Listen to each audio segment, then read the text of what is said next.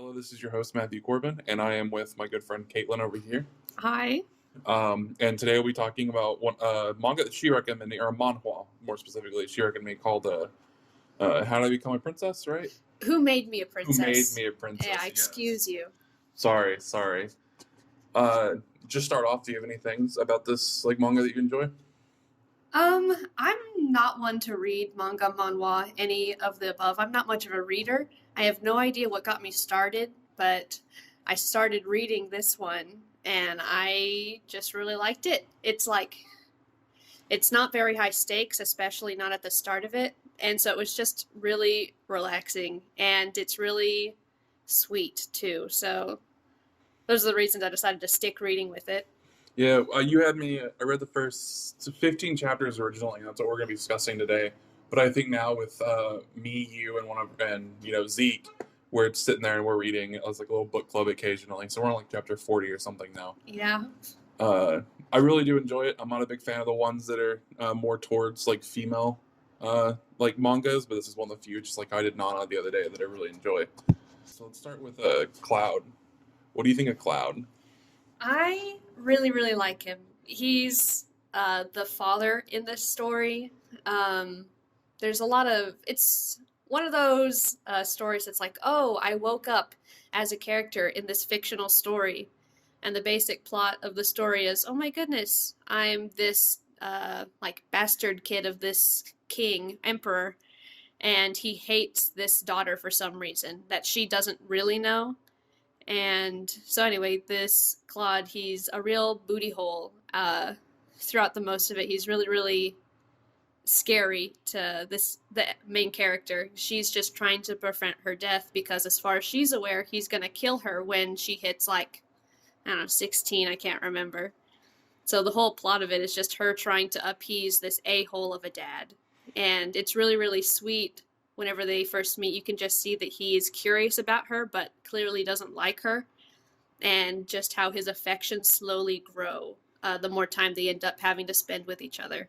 Yeah, because like you don't really even meet Cloud until like chapter like 5 or 6, I think. Mm-hmm. And then like the first impression is, oh, it's just like this mysterious like hot guy you see in a lot of things. Yeah. It's playing the father. And then it's, oh, hey, let's go out for a picnic, and then he just fucking lets her drown, and he's just like, hey, here you go, and that's in chapter 9. I thought that caught me off guard. I was very upset when I read that the first time. Remember, I told Caitlin I didn't like him. I know reading where we're at now, I like him a little bit more. Not much, but just a little bit. The next character is Felix. I personally really enjoy Felix's character. I don't know too much about him. Yeah, there's not a whole lot. But he's just kind of that. He's definitely that side character who's like, hey, don't be mean. Yeah, I'll protect you. And that's what I get from him. He's like the royal guard, like the personal attendant of the Emperor Claude. And Claude ends up having him hang out with Athanasia. It's a hard name for me for some reason. Just reading it, I want to say it's Anastasia, but no, it's Athanasia. Anyway, he ends up just being this teddy bear who is also a bad A-word. So anyway, he's really, really sweet, and he, like, a lot of the frames of him giving little 4-year-old Athie is her nickname, piggyback rides. It's just really, really sweet. Now on to the main character of the story, at least for this part, which you meet several more like shortly after we're talking about. Athanasia, as you said. Mm-hmm. I personally really enjoy your character. I like the whole, getting isekai'd in like your book or your video game.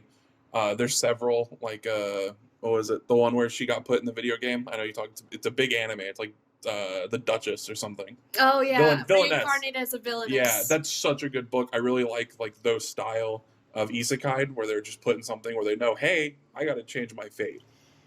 I do know Athie in general.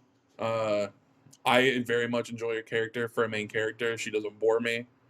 There's a few times I'm like, why are you doing this? But it's like, but then I get shown why she did it, and it's so much better. So something that I appreciated about this manhwa is that when she's like, isekai'd into this fantasy world of a book that she liked, she's the baby. She's like fresh out the womb baby. And she keeps hold of her grown person intelligence as she grows. And so she starts off, everyone thinks, oh, she's a genius, how is she able to read so quick? But her entire motivation throughout the entire beginning, and especially these first 15 chapters, is just trying to appease her dad, who she believes will kill her someday. And so her whole plan is like, she starts out with, okay, I'm going to try and stay low. I'm going to keep out of his sight. Hopefully he'll forget about me. I'll never encounter him, because she knows how to avoid him. Well, eventually she decides she's going to save up a ton of money by stealing various artifacts from the house in which she's being raised. She finds this abandoned, quote unquote, abandoned palace that she's stashing them. And one day, while she's trying to hide these treasures, she sees these golden busts that she decides she's going to try and hide. And while she's trying to take it, Claude and Felix come up behind her and they're like, hello? So anyway, her entire motivation, since Claude knows her and for some reason wants her around because he finds her curious, her entire motivation is trying to get him to like her enough to where he won't want to kill her someday. Mm-hmm. And so just seeing like all of the lengths that she goes to try and flatter him and compliment him and be like daddy's perfect little girl is really, really funny to me, because at the same time, she's terrified that she's going to mess something up and he'll just kill her on the spot. And he's very tempted, like, just like, do I need you? Mm-hmm. And in chapter 15, the last one that I reviewed before doing the podcast, he wants to lay down for a nap, and he wants Athy to sing him a song to go to bed, a song that she had previously sung for him. And she says, oh, this song? I don't remember the words. And he's like, oh, well, I'm the emperor, and as the emperor, I've had to make people remember things they'd rather forget, and I've had to use this measure and this measure. And this is like, he's saying this to his 4-year-old daughter, and she's like, oh, I remember now all of a sudden. Yeah, I thought that was pretty funny. I remember, like, when we started our little book club thing, I really enjoyed it because you hadn't seen, like, many JRPG, like, styles with, like, screens or anything, or, like, too many isekai. So to me, like, being reincarnated as a child is just such a staple thing in, like, mangas and manhwas, especially, like, Chinese manhwas. It's so popular. And then we were just talking about, I remember the other day, and it was, or I guess a while back, and it was just something, like, you just hadn't read a lot, and I thought it was really funny. Mm-hmm. Yeah. That's definitely something that I've enjoyed since I started reading this. And since I started reading this one, I've read, like, a ton more, and they're, like, emperor, princess, like, period isekais, where the person knows the story that they've been isekai'd into, and they're just nice. And the stakes raise as Athy in this story ages, and eventually magic gets introduced, and I really like how they do magic in the story as well. It's just really, really, really cool, and I like reading about a character who knows everything that's supposed to happen, but because of her doing slightly different things, it changes everything, and she thinks it's the worst way possible, but I'm like, this is awesome. Yeah, I know personally one of my favorite things, at least in the first 15 chapters, was since she is still intelligent, she's still having to act like a child though, so she's like getting everything she wants just by acting like a cute child, but internally she's like, I really don't want to do this, but I have to. Mm-hmm. I appreciate a good manipulative main character. I kind of agree with that. It depends on the book, but yeah, for this one, it definitely fits the story.